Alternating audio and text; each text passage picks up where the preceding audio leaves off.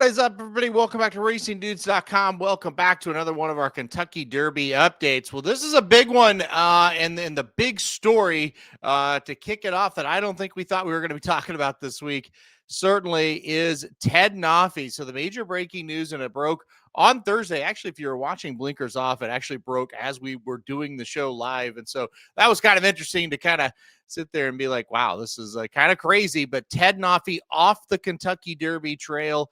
He will not be running in the Kentucky Derby and in any Triple Crown races at all.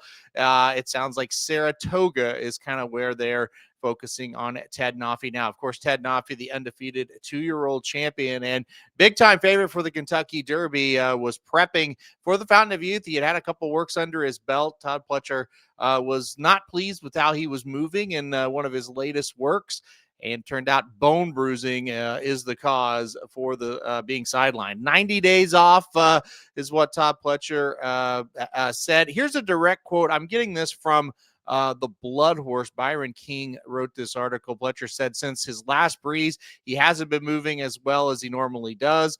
Out of the abundance of caution, we had him thoroughly examined, and the diagnosis came back as bruised condyles. Typically, this issue requires 90 days to resolve, so we'll look to resume training around the 1st of May. And then, that's if everything goes okay. And then obviously you got to train before you can run again. And so, yeah, you're right in on, Saratoga season, basically, when he comes back. So, yeah, Pletcher, obviously very disappointed in this, as was, anybody connected with the horse to lose the Derby favorite. So that's the big news. Ted Noffey off the Kentucky Derby trail. He joins Mr. AP. So the 1-2 runners of the Breeders' Cup Juvenile, both off the trail for the Kentucky Derby. Mr. AP, that was what, maybe 6 weeks ago. They announced he was injured and not going to be on the Kentucky Derby trail. And now Ted Noffey. So like I said, 1-2 finishers there of the Juvenile, no longer under consideration. Now, let's get to the good news for Todd Pletcher, and I'll put it up on the screen for you now. They ran a race called the Holy Bull Saturday at Gulfstream Park, and wouldn't you know it, Todd Pletcher wins the race with number 7, Nearly. Nearly receives a 98 Beyer speed figure for the effort, and guess what? He just reloads. He just replaces Ted Noffey with Nearly here. 2 straight big efforts, 96 for his allowance, the Beyer for his allowance win, and then a 98 in the Holy Bull. I was very, very impressed. Right out of the gate, he took it to Cannoneer early. And if you watch kind of my previews or my videos, I was very worried that Nearly might get too far behind and Cannoneer might be loose. Well, they just took it to that horse early. They buzzed through some pretty good fractions. Cannoneer racing inside and then pressing Nearly on the outside, and Nearly just pressed him into the ground, basically. Cannoneer fades to 4th. He did no running once the real running began here. Bravaro up for 2nd. I thought he was very solid in this race. Really nice performance for the New York bred. Will move down the trail for sure. And I thought he was just fine. Project Ace, way out of it early, comes closing late to finish 3rd. He's able to get by Cannoneer. Like I said, he ran 4th right in the last few stages of the race. Big other, news, incredible, dead last in this race. Trainer Riley Mott kind of alluded after the race. He did not think he took to the track whatsoever. So it's very interesting that incredible. The horse, I think we were all, whether we thought he was great or not, we were all kind of anxious to see what he would do after winning the Street Sense, and he did nothing in this race. So live to fight another day for Incredible, who just didn't show up in this one. But the big news was Nearly in his very impressive win. The other thing I liked about it, they went very fast early. He kept a task and was starting to pull away a little bit at the wire. I think he idled a little bit, got bored maybe in the stretch, maybe looked a little tired, but you go watch that replay back. I don't think he was tired. I just think he, was so far ahead, they just kind of cruised him on to the wire. So very impressive from Nearly winning the Holy Bull. One other race I want to talk about before we get to John and I's new top five. It was the Swale Stakes. It was race 8 on the card at Gulfstream Park. This was a 7 furlong event won by Solitude Dude, and he was very impressive. I think this is a really nice sprinter. Solitude Dude has just been a beast when sprinting so far. Won a ungraded stakes 2 races back there at Tampa Bay Downs, and then of course this race here, the Swale, once again ungraded, but really, really impressive. He gets a 95 Beyer speed figure for the effort, so he was very impressive as well. I do want to point out the number 1 Class President. Class President was never going to win this race at 7 furlongs against a horse like Solitude Dude. Class President ran very well. I would look out for this horse. I think the Fountain of Youth will be the target next for Class President, and I think that race, he's going to look pretty decent. I know they didn't want to run him 7 furlongs. They were trying to get him an allowance race. It did not fill, and so they kind of just, I think he was ready to run, right? So they kind of just said, let's do it. Like I said, I think the Fountain Youth makes a lot of sense for him next, especially since kind of sounds like Nearly is not going to run in the Fountain of Youth. Sounds like they're waiting for the Florida Derby for Nearly. So I think Solitude Dude will look good, or excuse me, Class President will look good in that race. Speaking of Solitude Dude, they said they're going to try the Fountain of Youth most likely for him next as well. I don't know how that's going to go. I don't know that he's going to be able to stretch out successfully. I think he's a nice horse, but I worry about him going 2 turns. But that's kind of a worry for another day. We don't have to worry about that today. But Class President, keep an eye on him. He got an 88 Beyer speed figure for the effort. That's pretty good for a horse that really doesn't want to go 7 furlongs. I think he will look pretty good in that next race, depending, of course, on who shows up. So those were the big kind of winners. And, even though Todd Pletcher runs second with Class President in the Swale, certainly horse looked pretty good there for Pletcher. So we'll see how he progresses. And like I said, Solitude Dude, maybe he stretches out, maybe he doesn't. But when he's in sprints, he's going to be a factor in these races moving forward. No question about that. All right, let's do new top fives. That's it. And we're going to obviously have to have a new top 5. And obviously you have to have a new number 1 because our number 1 horse, both John and I's number 1 horse, no longer on the trail. Let's get to it now. I'll start with my number 5 Commandment for me once again this week. We'll see where he runs next, but obviously very impressive winner of the Mucho Macho Man. See if he stretches out successfully next time out when we see him. Number 4 for me is Litmus Test. He runs this weekend in the Southwest Stakes. This will be his first start since winning the Los Alamitos Futurity.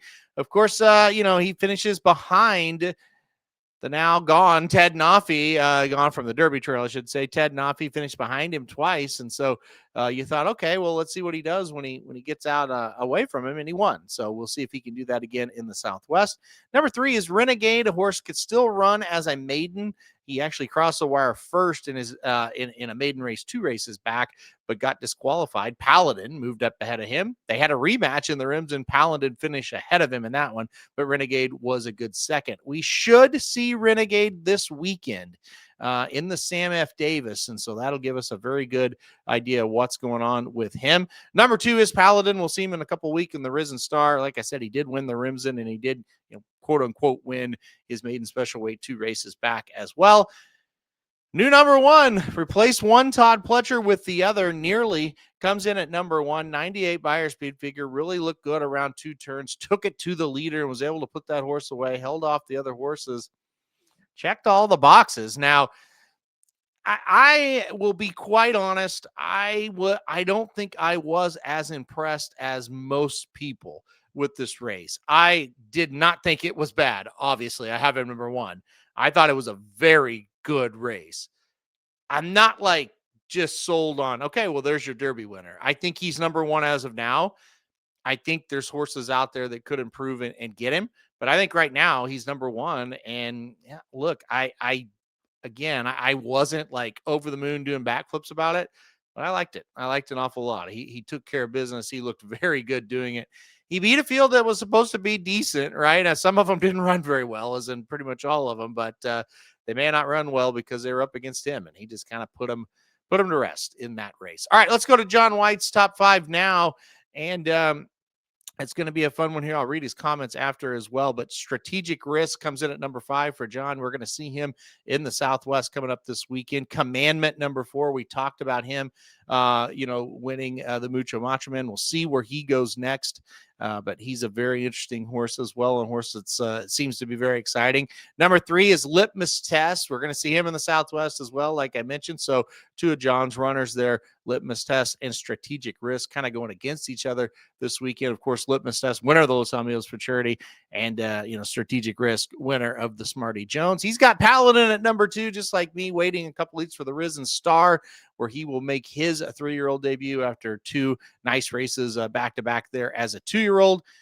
And John White has nearly number 1 as well. So John and I both will have nearly number 1. We've both had Ted Noffey number 1.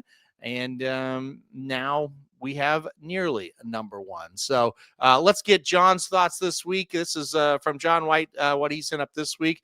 He said in last week's video, I said there was a darn good chance that my top 5 would look different this week. Well, little did I know that my number 1 horse, Ted Noffey, would be departing my top 5 this week. Yeah, that is a shock to us all for sure. As you probably know, Ted Noffey is now officially off the Triple Crown Trail due to bone bruising.